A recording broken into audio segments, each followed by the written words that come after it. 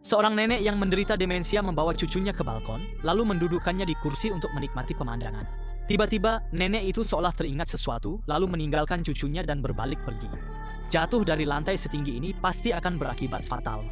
Tak lama kemudian, pasangan itu menyadari bahwa nenek dan anak itu telah menghilang, sehingga mereka dengan cemas berpisah untuk mencari.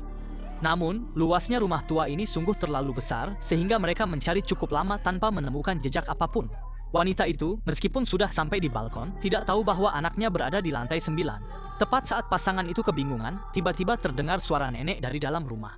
Keduanya segera berlari kembali untuk menanyakan hal itu, namun nenek itu sudah lupa tentang cucunya, dia hanya ingat bahwa dia baru saja pergi ke lantai 9. Pada saat yang sama, anak laki-laki kecil itu teralihkan perhatiannya oleh burung-burung yang terbang di udara, dan bangku di bawah kakinya pun bergoyang-goyang. Detik berikutnya, untungnya, sang ibu tiba tepat waktu dan berhasil menarik anaknya kembali dari cengkeraman maut. Ibu yang sudah tua itu akhirnya sadar kembali, dan hatinya dipenuhi rasa bersalah yang mendalam. Pada malam hari, Kak Kiang melihat foto bersama ibunya saat kecil, lalu membuat keputusan yang sulit. Ternyata, Kyongge adalah seorang sopir taksi. Pagi itu, ia baru saja mengantar seorang dokter ke panti jompo dan menceritakan kondisi ibunya kepada dokter tersebut. Namun dokter itu tidak menyarankan agar ibunya dibawa ke sana. Saat itu Kak Kiang tidak terlalu memikirkannya. Namun demensia ibunya semakin parah. Ia takut hal serupa akan terjadi lagi di masa depan. Sehingga dengan berat hati ia akhirnya membawa ibunya ke sana. Ketika ibunya mengetahui bahwa anaknya akan meninggalkannya di panti jompo, dia langsung bersiap untuk pulang, namun dia dihentikan oleh anaknya. Sebenarnya Kyangge juga tidak ingin melakukan hal itu, tetapi demi melindungi anaknya, dia terpaksa melakukannya. Kemudian, tanpa menghiraukan penolakan ibunya, dia menginjak gas dan melaju pergi. Pasangan suami istri itu saat itu belum tahu bahwa panti jompo ini tidak sesederhana yang terlihat di permukaan. Malam itu, Kyongge bermimpi buruk. Dia bermimpi ibunya disiksa hingga nyaris tewas. Setelah terbangun, Kyongge merasa sedikit menyesal. Ayahnya telah meninggal dunia sejak lama dan ibunya sendirian yang membesarkannya. Dengan hati yang gelisah, Kak Chiang datang ke panti jompo di tengah malam, berniat menjemput ibunya pulang, namun ternyata kamar ibunya kosong. Begitu pula dengan kamar-kamar lainnya. Lalu, apa sebenarnya yang terjadi?